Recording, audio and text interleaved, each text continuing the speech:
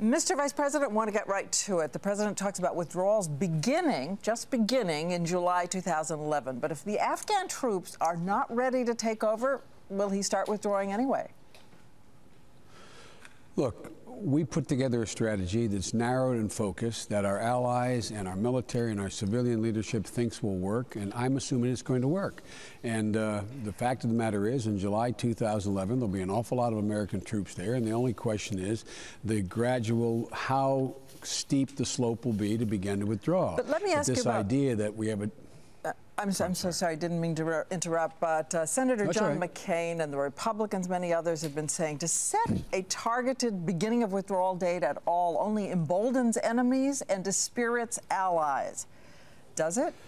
I don't know how it does either of those things. First of all, embolden the enemy how? There'll be over 100,000 American troops, 135,000 NATO and allied troops in the region. How are they emboldened knowing that by the time we train up the Afghanis, we're going to be gradually handing off beginning in 2003.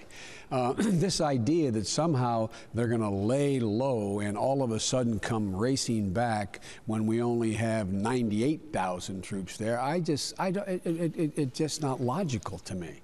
And in the meantime, if they lay low, that would be just wonderful because it will allow us to train up even faster the Afghan troops, allow us to further degrade al-Qaeda in Pakistan, allow us to further help the Pakistanis have a more capable military to take on the bad guys in the western part of the country. So it sounds good, but I don't see any logic to it. A quick question to you, because we understood that you wanted to keep the focus on Pakistan, particularly the border where al-Qaeda is, because if you don't secure that border, what happens in Afghanistan is not going to make the quantum difference.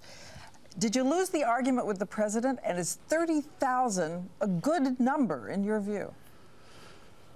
My view all along has been less important what the number is than what the strategy is. And the president laid out the strategy in the following order. Our number one enemy and concern is the existential threat, al-Qaeda. Number two is the stability of a nuclear state called Afghanistan under siege by radicals. And number three, prevent the present government, while it's gaining its sea legs, from being able to be toppled or fundamentally altered by the Taliban.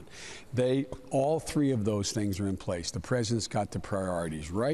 The number of troops is much less important than that narrowed, clear strategy and the expectation that we expect both the Pakistanis to step up. We expect the Afghanis to, in fact, have better governance and train up better. And we are going to be relentless in our continued pursuit, which we are doing and are succeeding in, of going after al-Qaeda in Pakistan where they are.